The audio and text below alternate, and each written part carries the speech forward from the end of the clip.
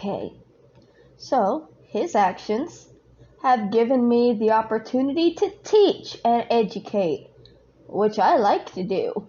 If any of y'all watched my video on the boat yesterday, you would have heard me unable to stop myself from educating some people about some things, to the point that people thought I may have worked there. It's how I am everywhere I go. When I went to the Griffith Observatory, I was teaching people things. When I go to museums, I teach people things. I love teaching people things. It's literally who I am. And I didn't even know that that was who I was, because I was doing it without thinking about it until somebody pointed it out to me a couple of days ago. Anyways, what Adonis Paul is doing by attacking my physical features, because he is losing an argument. Well, right now, between me and him, there is no argument. He said 48 hours he's going to get the copyright, and I said, okay, I'm going to watch that happen. Right? And that was days ago. So the argument that he's putting out, he's attacking me because I'm saying that my aunt is narcissistic. What he's done, by taking the argument of me saying my aunt is narcissistic and abusive, and switching that around and saying, but your teeth. It's called an ad hominem. I got it looked up here for you so I can show it. Turn my face off here. Not interested, thank you. An ad hominem, when people use personal attacks in arguments. An ad hominem argument is a personal attack against the source of an argument rather than against the argument itself. Essentially, this means that ad hominem arguments are used to attack opposing views indirectly by attacking the individual or groups that support these views.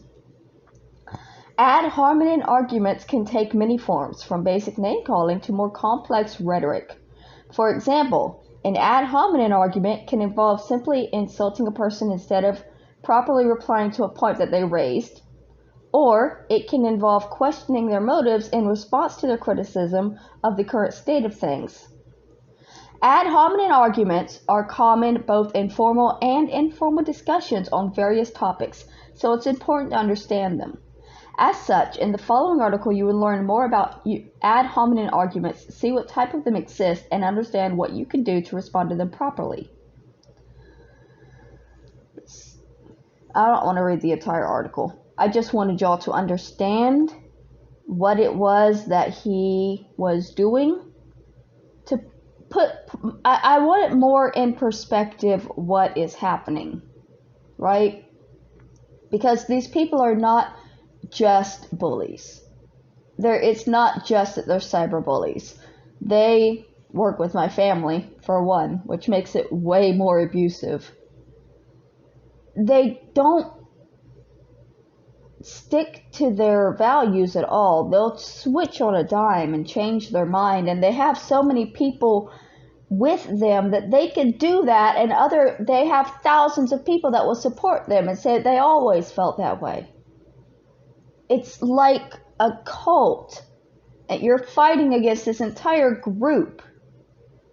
And it feels like you're fighting against one person because he's maintaining himself as being one person. But there's actually thousands, all of his fans and all of his followers that will defend him to what he is saying and doing. And I'm just me. So again, the argument I made is that my aunt is narcissistic and abusive. And the rebuttal to that was, my physical appearance is ugly. That is called an ad hominem, and it is not a valid argument technique. No reasonable person in debate uses this. It's used by people like Donald Trump. And unfortunately, my family and the people that support Adonis Paul, and the people that work with Adonis Paul. And it's gross, because it is not a valid form of argument.